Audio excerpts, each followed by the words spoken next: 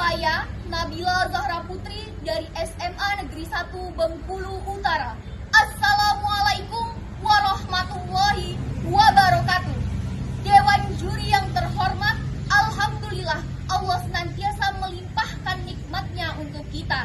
Dan semoga salawat beserta salam selalu tercurah kepada Nabi Allah Muhammad Sallallahu Alaihi Wasallam. Saudara-saudaraku sebangsa dan setanah air, hukum humanis tegak, ekonomi pasti pulih. Kata hukum bukanlah kata asing di telinga kita.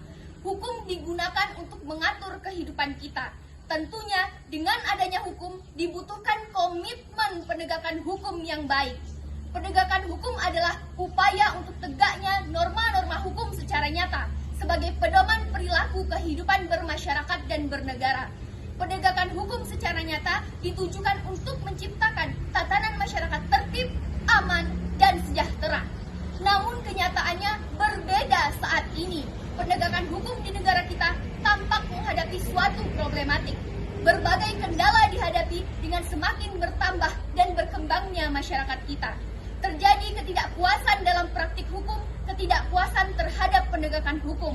Tidak jarang kita menyaksikan pelanggaran ketidakbenaran, penyalahgunaan kekuasaan, pemihakan pada orang-orang tertentu, bahkan menjurus pada praktik hukum yang menyimpang. Saudara-saudara, akibat ketidakpuasan itu sering terjadi aksi kekerasan seperti main hakim sendiri, pengerusakan gedung pengadilan, dan penyerangan terhadap penegak hukum. Tidak hanya itu, kelemahan penegakan hukum di negara kita bahkan berdampak jauh lebih buruk lagi. Kondisi ini justru menyentuh sisi perekonomian bangsa kita. Ekonomi bangsa kita semakin melemah dan memburuk. Mengutip Suara Karya.id tahun 2021 bahwa pasar saham Indonesia kembali kehilangan peluang investasi dari luar negeri. Ini diduga terjadi karena penegakan hukum yang dilakukan serampangan.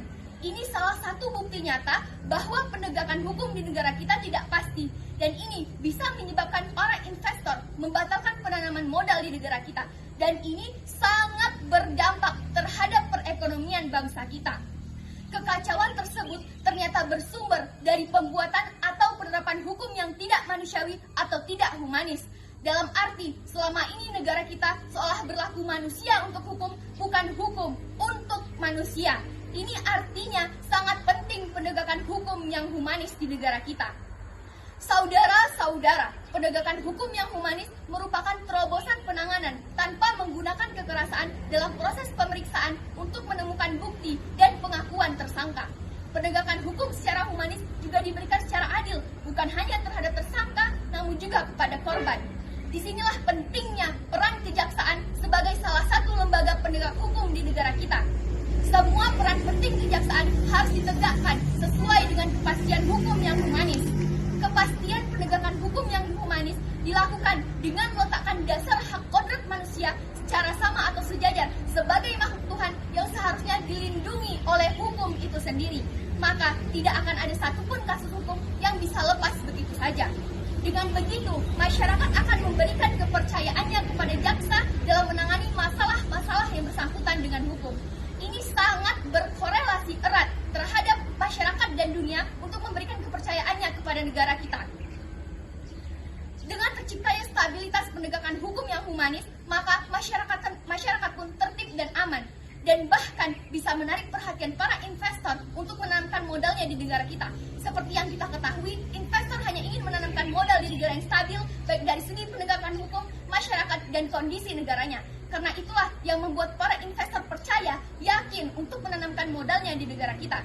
Dengan modal yang ditanamkan investor tersebut, maka akan bisa dimanfaatkan untuk menjalankan usaha. Dengan terjalannya usaha, maka akan membantu memulihkan perekonomian masyarakat sekaligus perekonomian bangsa kita yang akhir-akhir ini semakin memburuk. Sekali lagi saya katakan, hukum humanis tegak, ekonomi pasti pulih. Wassalamualaikum warahmatullahi wabarakatuh.